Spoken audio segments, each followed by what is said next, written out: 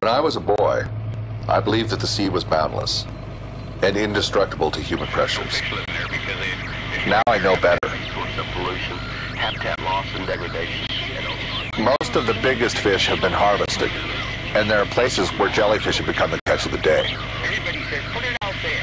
Who cares what happens out there? Let's just get it out of my sight. Most of the world's coral reefs are bleached or dying. There are dead zones the size of small states off our coasts. And all at a time when we have to deal with aquaculture, wind and wave energy, even oil and gas exploration that are staking claims in our waters.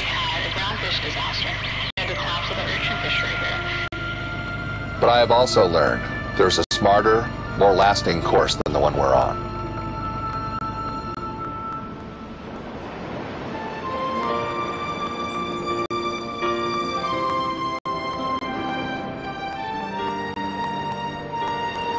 America's ocean, incomparable cradle of life. The ocean gives us food and fuel, wealth and health, places to play, places to work. Today we need our ocean more than ever, and never has the ocean more needed our help in return. To carry out a new, far-sighted strategy for sustaining the country's ocean, coasts, and Great Lakes, people from shore to shore are now coming together with a fresh approach, a more collaborative approach toward a more lasting relationship with the sea. So we have things that happen right here in Iowa that end up affecting folks thousands of miles away, fishermen trying to fish in the Gulf of Mexico. Shipping is extremely important to this economy. 1 in 8 jobs in Southern California is associated with the port activity, and then nationwide it's between 3 and 4 million jobs. So I see marine spatial planning as a tool that will help ports delineate the area where traditional maritime uses are going to be protected. Scientific research. Do we need it? We're finally getting it, thanks to our reserve. If it's not too late. No, it's not too late. I said if. Yes, it's not. To meet some of the ocean pioneers, we will journey from coast to coast, as well as the land between. From the fishing community of Port Orford, Oregon, to farmers along the Mississippi River, to the Gulf of Mexico. From divers in the Florida Keys, to whale researchers and industrial shippers in Massachusetts Bay. All are now practicing a new philosophy of marine stewardship, of prosperity through preservation.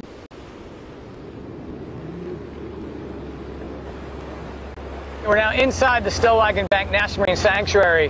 This is 850-some square mile marine protected area off the coast of Massachusetts. And it's an extremely productive area, one of the most productive areas in the Gulf of Maine. She might come up right here again. You can just drift forward a little. She might come up again.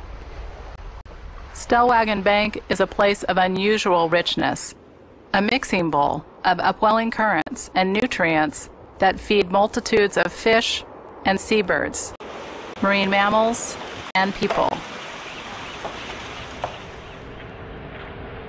When in 1992, Stellwagen Bank became a National Marine Sanctuary, it inherited a long and busy history of boat traffic. The sanctuary's waters are plied by all forms of vessels, and that has posed a growing challenge for the largest and oldest residents of Stellwagen. Well, the problem that we're trying to deal with in this particular piece is really North Atlantic right whales and humpback whales and finback whales, all these endangered species being struck and killed by large commercial vessels. By that I mean ships that are 300 gross tons or more. There's more and more cargo ships going in different directions from overseas and up and down the coastline. There's a lot of recreational uses, there's commercial uses, a lot of demand for wind power to be done out on the ocean. We now have 2 offshore liquefied natural gas terminals off the coast of Boston.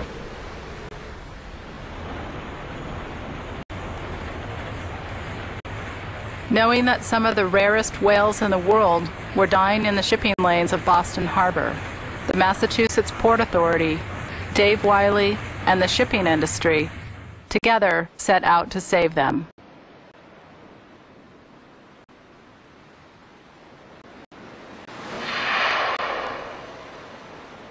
The most immediate questions were simple to ask, yet hard to answer. Where do the whales feed? Where do they congregate? Where are the commercial ships traveling, and how fast? The answers eventually came by way of millions of little bits of data. All vessels 300 gross ton or larger are required to carry an AIS system, or automatic identification system, that was developed between us and the Coast Guard. And the way that we've done this is we've set up 3 antennas across the sanctuary, and the idea is that we can triangulate and get full coverage throughout the entire sanctuary. So what happens is a ship comes through the shipping lane or any other parts of the sanctuary. It transmits a signal every 2 to 10 seconds, giving its ship information plus also its latitude, longitude, and speed, and where it's heading, and what type of vessel it is. Stellwagen's lab collected more than 150 million records each year, pinpointing all the large ships within the sanctuary. Coming towards us. Determining the whale's whereabouts required different skills. Okay. The other one is still out on the left, even though the flipper's over the back there. Saying you don't want to take the belly up one. You want to keep coming up, Alex, just like this. Just like this. Okay, right, okay. Good placement. Wait till she brings her back up. You're right on the right spot. Let her bring it up. Let her bring the back up. Let her bring the back up now. Perfect. Perfect.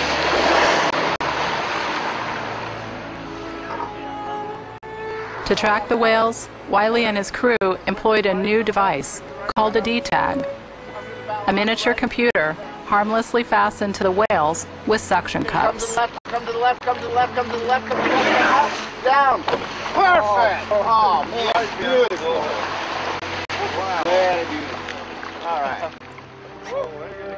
When the tag detaches from the whale, a radio beacon leads scientists to its location to retrieve it.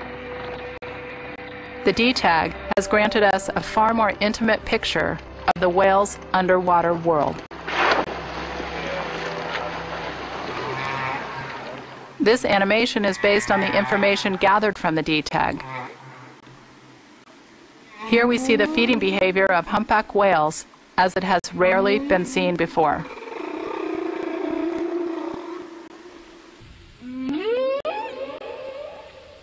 But the D-tag allows us to get down to the bottom and see that, in fact, they are doing this sort of rolling behavior and feeding on what you're seeing here, which is the sand lands right along the bottom, sometimes during the day, mainly at night.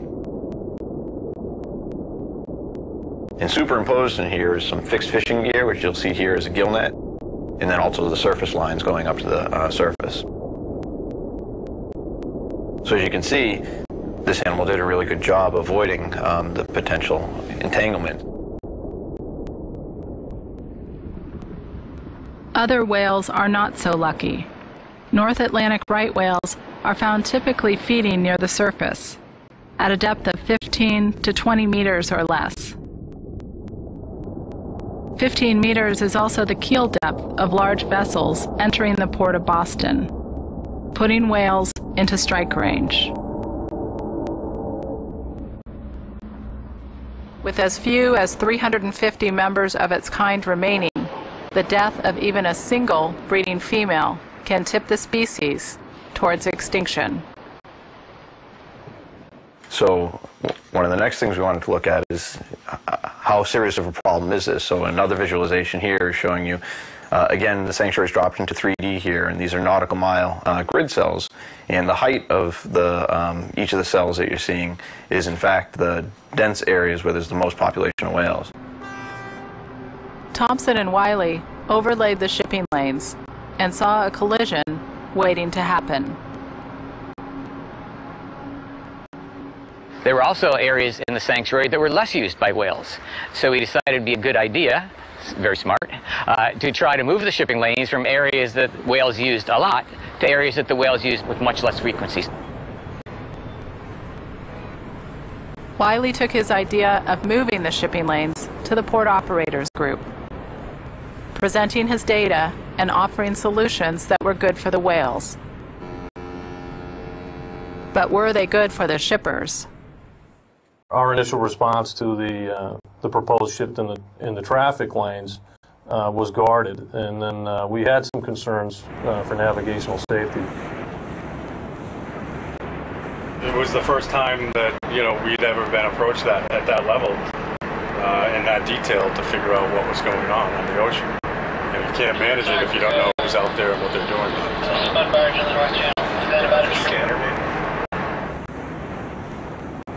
With a clearer picture of all the pieces, both the shipping industry and the whale champions realized their needs were not so incompatible after all.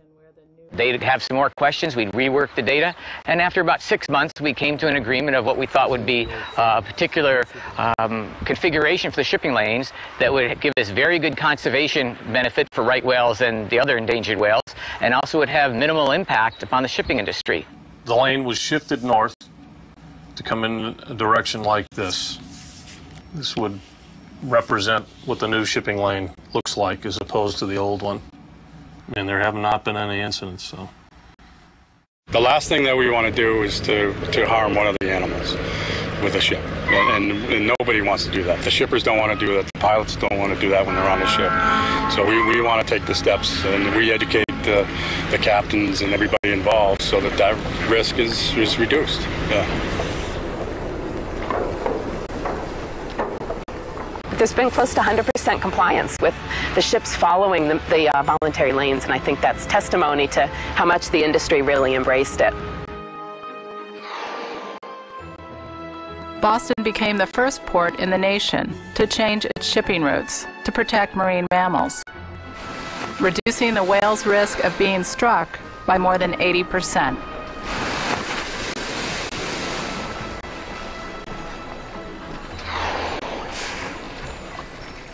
But there would be little time for celebration. Because at the same time we were moving the shipping lanes, the liquid natural gas companies through the Deepwater Port Act were working to put 2 deepwater ports just a few miles from the sanctuary border and in the area that we were moving the shipping lanes to. Now you can't have shipping lanes and deepwater ports coexisting. So now we had in conflict a project that was very important for endangered whale conservation and of course the LNG very important to the nation for energy independence and security. Well, Accelerate Energy looked at the market in the Northeast U.S. as far as there was a great energy need here. And we have a solution to bring an incremental supply of natural gas to the Northeast. And that's where we developed the Northeast Gateway Deepwater Port. We knew coming in that the whales would be an issue. So I got this phone call from these guys at Accelerate going, hey, you know what? Time is money. Every day we're not in the water. That's costing me $1 million and people sitting around waiting to start building this terminal. Fix it. 42, okay.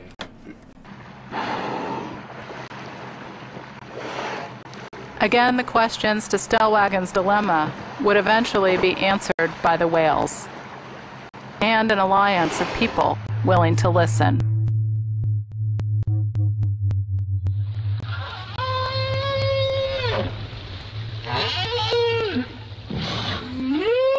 For in fact, the whales were speaking amongst themselves, as were most of the creatures of the sea.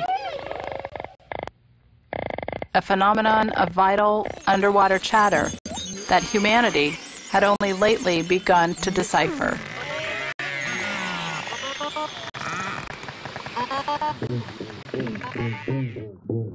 Well, there are no deaf marine vertebrates. Fish, they're all hearing. Whales, they're all hearing. Now we're discovering that all the invertebrates, the lobsters and the crabs and the shrimp, they're all doing it too. In the ocean, everybody's listening to sound and most everybody's making sounds.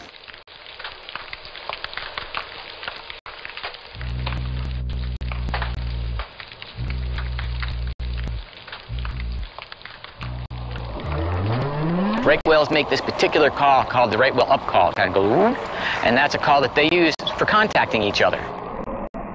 To make sure that no whale would go unheard, Accelerate Energy financed a network of acoustic buoys in the middle of Boston's shipping lanes. With Cornell's bioacoustic know-how, Woods Hole engineers, and Stellwagen's marine biologists all on board, the unlikely collaboration developed the nation's first ever acoustic whale detection system. As soon as the vessel enters the shipping lane, we reduce our speed to 12 knots or less. We put personnel on the bridge of the vessel, and they start generally scanning for marine mammals. We made it work.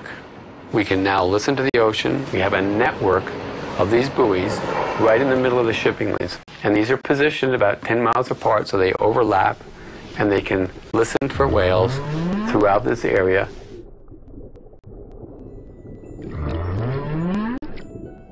So this has given Cornell an opportunity to do things that they've not been able to do by having an array and having year-round funding.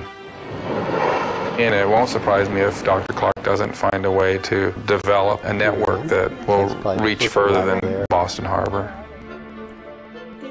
I'm hoping that, we'll have some part in that in the future.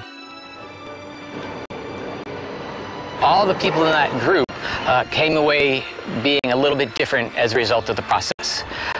Certainly the conservationists and scientists could understand the industry point of view a little bit better. Certainly industry could understand the science better and the conservation need. So if we work together on something in the future, which I'm sure we will, and we actually are, I think it'll go about a bit easier. We have more confidence in each other to act in a straightforward and honest manner, I think, at this point.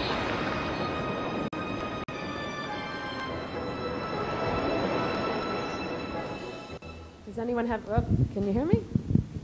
Does anyone have any questions?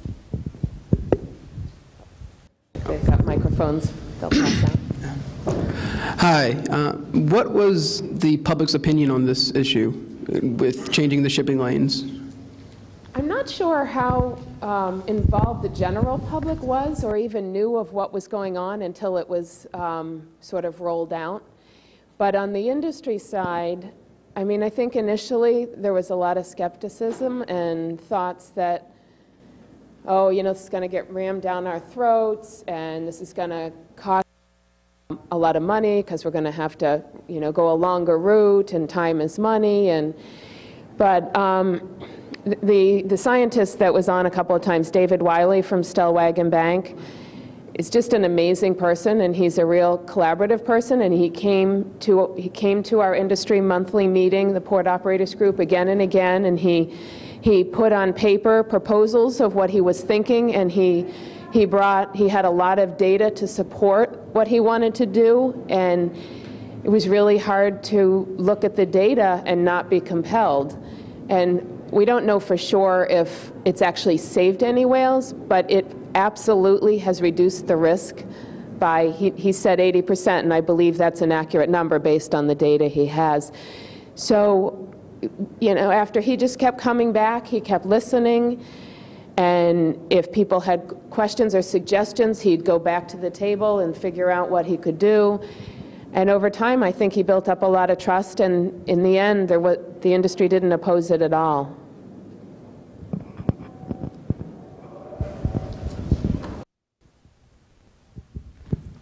Thank you very much for the screening. This film does a really great job showing how unlikely collaboration can really do a lot to advance marine planning, conservation, and business development. I was wondering if you could speak to efforts to institutionalize that collaboration through the regional ocean partnerships, how they've been used to make sure that we can move forward in a sort of inclusive way to advance these same challenges. Yeah, no, I think that's a great point. And we, in Massachusetts, we also, actually it was after the shipping lanes had been moved, but before there was really the emphasis on national ocean planning and the regional processes going forward, Massachusetts did its own ocean planning process. And I think that they looked around for examples, and they looked at what was done in Stellwagen Bank, and they really, I think, tried to follow a similar process. They reached out to all the various industry groups in advance, got input, tried to incorporate into the process. They had stakeholder meetings. And then the person, well, many of you are probably aware, the person who took the lead for that in Massachusetts was Deborah Brott, who's now running the National Ocean Council, and he's a great collaborator and very bright person. And then his deputy, John, I'm so bad with names, is now running the New England Regional Ocean Council. So I think that since the same people are still involved, it's going to make a big difference. And the regional, our region is already going forward with stakeholder meetings and pulling a lot of people who you saw in the film into these stakeholder workshops and trying to get input early and work with that information to frame out the regional plan.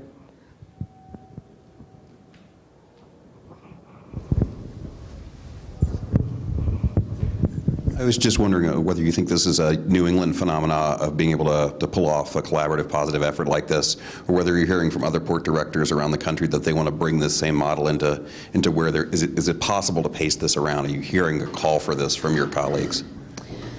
I think there's a gamut of opinions out there. I don't think that New England is in a unique position to make it work, but I think there was a real coalition in Boston and Massachusetts that really wanted to get the state plan going, and then that kind of gave us a lot of momentum. And I mean, one of the opening shots was of Geraldine Natz, who's the port director in Port of Los Angeles, and she's very interested in ocean planning, and she's an environmental person, at the core, so she can kind of see the business side and the environmental side, and she sees how it can help ports. And I think there's a lot of port directors that see it that way, and then there's quite a few that are very worried about it.